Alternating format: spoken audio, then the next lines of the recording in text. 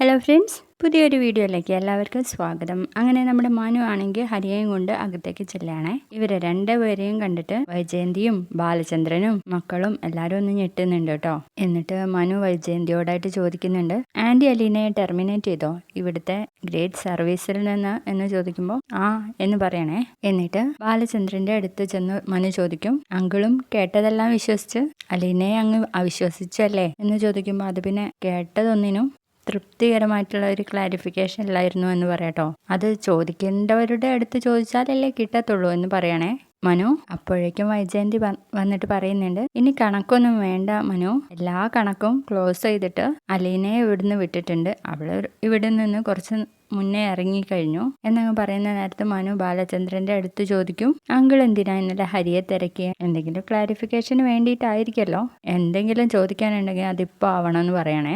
അപ്പോ ഹരിയുടെ മുഖം ഒന്ന് കാണേണ്ടത് തന്നെയാണ്. ബാലചന്ദ്രൻ നേരെ ഹരിയുടെ അടുത്ത് ചെന്നിട്ട് പറയുന്നുണ്ട്, ഹരി, നീയും അലീനയും തമ്മിൽ എന്താ കണക്ഷൻ? ഏയ്, ഞാനും അവളുമായിട്ട് ഒരു കണക്ഷനും ഇല്ല. അവൾ നിന്റെ വീട്ടിൽ താമസിച്ചപ്പോൾ നിങ്ങൾ തമ്മിൽ എന്തെങ്കിലും രഹസ്യം ഉണ്ടായിരുന്നോ? ഏയ്, നീ അവൾക്ക് പൈസ കൊടുക്കാറുണ്ടായിരുന്നോ? ഇല്ല. സ്വർണം? ഏയ് ഇല്ല. ഇതൊക്കെ കേൾക്കുമ്പോൾ രോഹിത് അന്തം വിട്ടു പോവാണ് കേട്ടോ. പിന്നെ നീ എന്തിനാടാ അവൾക്ക് സ്വർണം പൈസയൊക്കെ കൊടുത്തിട്ടുണ്ടെന്ന് രോഹിത്തിനോട് പറഞ്ഞത്? ഏയ്, ഞാന് അത് ഇവന്റെ അടുത്ത് വെറുതെ തള്ളിയതാ. അതൊക്കെ നിങ്ങളോട് വന്ന് പറയുന്ന ഞാൻ ഓർത്തോ എന്ന് പറയട്ടോ ഹരി. നീ ഇവിടെ വന്ന് താമസിച്ചപ്പോൾ അലീനയ്ക്ക് ഗോൾഡ് റിങ് വല്ലതും കൊടുത്തിട്ടുണ്ടോ? അത് ഗോൾഡ് റിങ് ഒന്നല്ല അങ്കിള് എന്ന് പറയുമ്പോഴേക്കും ബാലചന്ദ്രൻ അങ്ങ് ചൂടാവാൻ കേട്ടോ. നീ കൊടുത്തോ എന്നാ ചോദിച്ചതെന്ന് പറയണേ. ആ കൊടുത്തു, പക്ഷെ അവൾ വാങ്ങിയില്ല എന്ന് പറയാട്ടോ ഹരി. പിന്നെ നീ എന്തുദ്ദേശത്തിലാടാ ആ മോതിരം അവൾക്ക് കൊടുത്തു എന്ന് രോഹിത്തിൻ്റെ അടുത്ത് പറഞ്ഞത്? അത് ഞാൻ അവളെ വെറുതെ പരീക്ഷിക്കാൻ വേണ്ടിയിട്ട്.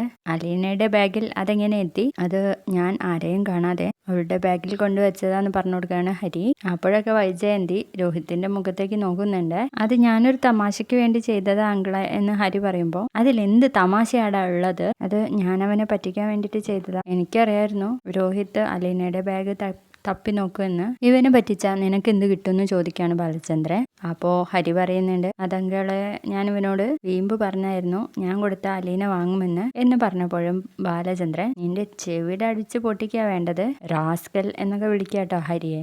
ഒന്നും അറിയാത്ത ഒരു പെൺകുട്ടിയുടെ മാനം കെടുത്തിയിട്ടാണോടാ നിന്റെ ഈ കള്ളക്കളി? എന്നിട്ട് ബാലചന്ദ്രന്റെ ചീത്ത മുഴുവൻ ഹരി കേട്ട് കഴിഞ്ഞതിന്റെ ശേഷം ബാലചന്ദ്രൻ പോയിട്ട് വൈജയന്തിയോട് ചോദിക്കുന്നുണ്ട്, നിനക്കെന്തെങ്കിലും ഹരിയോട് ചോദിക്കാനുണ്ടെങ്കിൽ ഇപ്പൊ ചോദിച്ചോണം, എനിക്കൊന്നും ചോദിക്കാനില്ല എന്ന് പറയാട്ടോ. അപ്പോഴേക്ക് ഹരി പുറത്തേക്ക് ഇറങ്ങാൻ വേണ്ടിയിട്ട് നോക്കുക കേട്ടോ.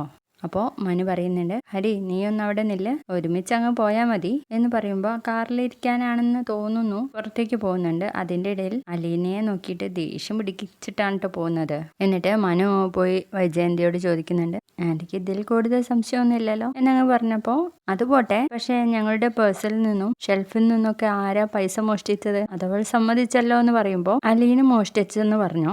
അവള് മോഷ്ടിച്ചെന്ന് പറയുക മാത്രല്ല, അവള് മോഷ്ടിച്ച പണം എൻ്റെ അടുത്ത് തിരിച്ചു തന്നു എന്ന് പറയണേ. എൻ്റെ ആന്റി അഭിമാനമുള്ള ആരും ചെയ്യുന്ന കാര്യമല്ലേ അവളും ചെയ്തോളൂ. ബ്രിജിത്താമ്മയുടെ കയ്യിൽ മുത്തശ്ശൻ മരിക്കുന്നതിന് മുമ്പ് 10,70,000 രൂപ കൊടുത്തിരുന്നു. എന്തെങ്കിലും അതിൽ ബാക്കിയുണ്ടെങ്കിൽ അത് അലീനയുടെ കയ്യിലായിരിക്കും ഉണ്ടാവുക, ആ പണമായിരിക്കും നിങ്ങൾക്ക് തന്നിട്ടുണ്ടാവുക എന്ന് പറഞ്ഞ് ബോധ്യപ്പെടുത്തി കൊടുക്കാൻ കേട്ടോ മനു. പിന്നെന്തിനാ അവൾ കുറ്റം സമ്മതിച്ചേ എന്ന് ചോദിക്കുമ്പോൾ, നിങ്ങൾ അല്ലേ അവളെ കുറ്റസമ്മതം നടത്തിയത്? നിങ്ങളുടെ പീഡനത്തിന് മുമ്പിൽ അവൾക്ക് സമ്മതിക്കുകയല്ലാതെ വേറെ നിവൃത്തിയല്ലായിരുന്നു. അങ്ങനെ വൈജയന്തിക്ക് മനസ്സിലാവാണ് കേട്ടോ ചെയ്തതൊക്കെ തെറ്റാന്നുള്ള കാര്യം. പെട്ടെന്ന് തന്നെ വാച്ചിലേക്ക് നോക്കിയിട്ട്, ഓ സമയം പോയി, ബാങ്കിലെത്തേണ്ട സമയം കഴിഞ്ഞു എന്ന് പറഞ്ഞ് അങ്ങ് പോവാട്ടോ. അതിനുശേഷം മനു അങ്കിളെ എന്ന് വിളിക്കുമ്പോഴേക്കും ബാലചന്ദ്രൻ ഇനി ഒന്നും മിണ്ടണ്ട എന്നും പറഞ്ഞ് 2 കൈയും കൂപ്പിയിട്ട് വെൽ ഡൺ എന്ന് പറഞ്ഞു കൊടുക്കുന്നുണ്ട് കേട്ടോ മനുവിന്റെ അടുത്ത്. വീഡിയോ ഇഷ്ടമായെങ്കിൽ ലൈക്ക് ചെയ്ത് സപ്പോർട്ട് ചെയ്യണേ. ബൈ.